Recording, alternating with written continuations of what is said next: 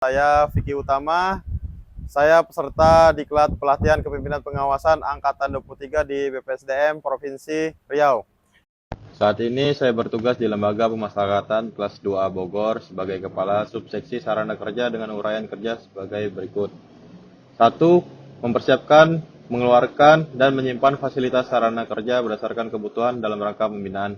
2. Menyusun rencana kerja serta menyiapkan bahan peralatan yang digunakan untuk melaksanakan pembinaan. Yang ketiga, melaksanakan kegiatan pembinaan keterampilan. Pada saat ini, Lapas Bogor berjumlah 765 warga binaan pemasyarakatan dengan kapasitas 394, yang mana kondisi Lapas Bogor mengalami over kapasitas. Adapun jenis layanan yang saya ambil di sini adalah yaitu layanan pemberian pelatihan kemandirian untuk warga binaan pemasyarakatan agar mereka mendapatkan keahlian sehingga ketika warga binaan pemasyarakatan selesai menjalani masa pidana atau bebas, mereka mendapatkan skill serta bekal hidup selama menjalani pidana di Lapas Bogor dan siap kembali ke tengah-tengah masyarakat.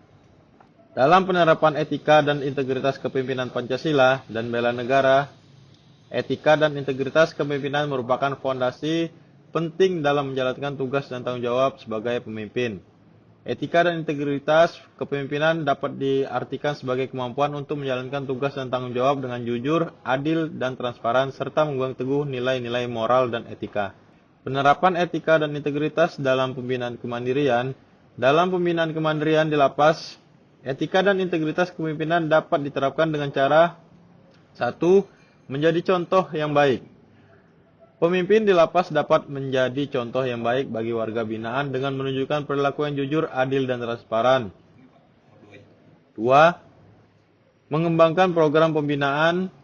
Pemimpin di lapas dapat mengembangkan program pembinaan yang efektif untuk meningkatkan kemandirian warga binaan seperti pelatihan keterampilan dan pendidikan. Kemudian yang ketiga, mengawasi dan mengevaluasi. Pemimpin di lapas mengawasi dan mengevaluasi program pembinaan untuk memastikan bahwa program tersebut dapat efektif dan efisien. Kemudian yang keempat, mengembangkan kerjasama.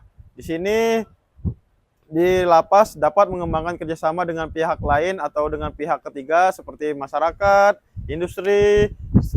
Itu gunanya untuk meningkatkan kemandirian dari warga binaan tersebut. Hambatan dalam melaksanakan pemindahan kemandirian adalah 1. Warga binaan pemasyarakatan tidak sesuai dengan keahliannya, di mana warga binaan tersebut tidak memiliki keahlian yang seharusnya, maka perlu dilakukan asesmen sesuai dengan kebutuhan atau keahliannya. Kedua, dari segi sarana dan prasarana, Lapas Bogor memiliki lahan yang terbatas, sehingga untuk melakukan pembinaan belum maksimal. Dalam melaksanakan pemindahan kemandirian di lapas, penting untuk memiliki kemampuan berpikir yang efektif dan multifaset. Berikut ialah 6 topi berpikir yang dapat digunakan. Yang pertama, berpikir secara kritis, yakni berpikir kritis dapat membantu dalam menganalisis masalah dan menemukan solusi yang efektif. 2. Berpikir secara kreatif, membantu dalam mengembangkan program pembinaan yang inovatif dan efektif untuk meningkatkan kemandirian warga binaan. Yang ketiga, berpikir secara sistematis. Maksudnya di sini ialah mengembangkan program pembinaan yang secara terstruktur dan secara efektif serta efisien.